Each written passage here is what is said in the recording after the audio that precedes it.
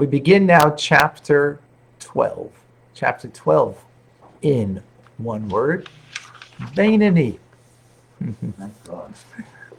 Welcome to the world that we are working towards.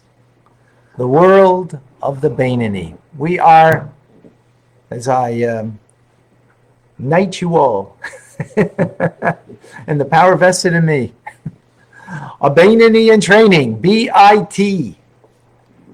That's who we choose to be. That we're in training to become this individual. Who is this Beinani? Beinani comes from the word intermediate. Excuse me.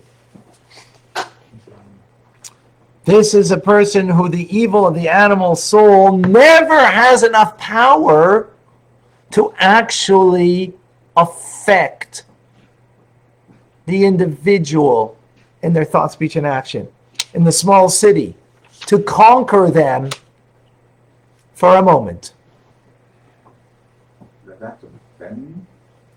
Beinani means intermediate. What's intermediate? Intermediate means between. Between the tzaddik, the righteous person, and the rasha, the person who's got stains on their soul, as we learn in chapter 11. So, in other words, there's not enough. The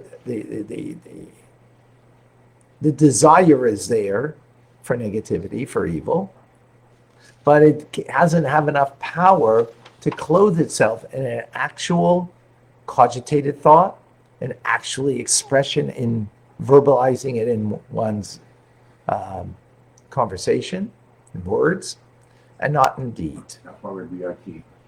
Exactly, right? So it will not be expressed in thought, speech, and action, because to be expressed, that would be already a sin, right? So it doesn't prevail over the divine soul at any time to think a forbidden thought or to express words that should not be expressed, that there should be a sin that defiles and stains the soul. Because if it would stain the soul with a sin, that's called a rasha. Right? So what does it mean? It means only the three garments of the divine soul have self-expression in thought, speech, and action. So the Beinani never commits any transaction or never will commit a transaction in their life of a Beinani. In other words, in the way they are now, it's not possible for them to commit a sin in actualizing it in any form of expression of thought, speech, and action. Now, that doesn't preclude freedom of choice. It just means the way they are this moment, it precludes them from any possibility of a sin. Next moment, maybe they won't be in that world, but in the world of the Beinani, right, it precludes them. Because if there was a possibility for them to sin, well, that's like the rasha. There may be sins only once a month, or maybe even once in 6 months. But since the possibility is there, because they're prone to it. That's the idea. The rasha is prone to sin. Again, how often?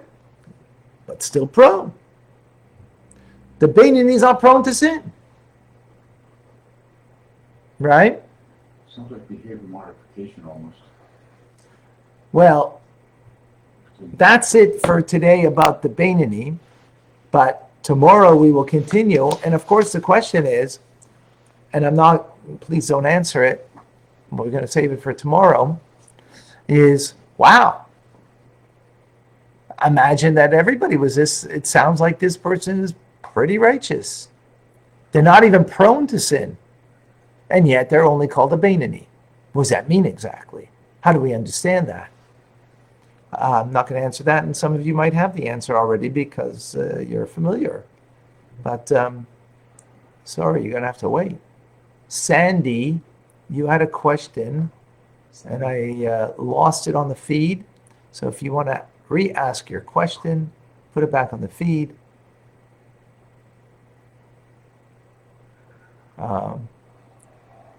Sounds miraculous. Please do. A reminder, tonight, 6:30, we will have Torah studies. We're beginning a new book, Shmois, Book of Exodus. You don't want to miss the class, I promise you.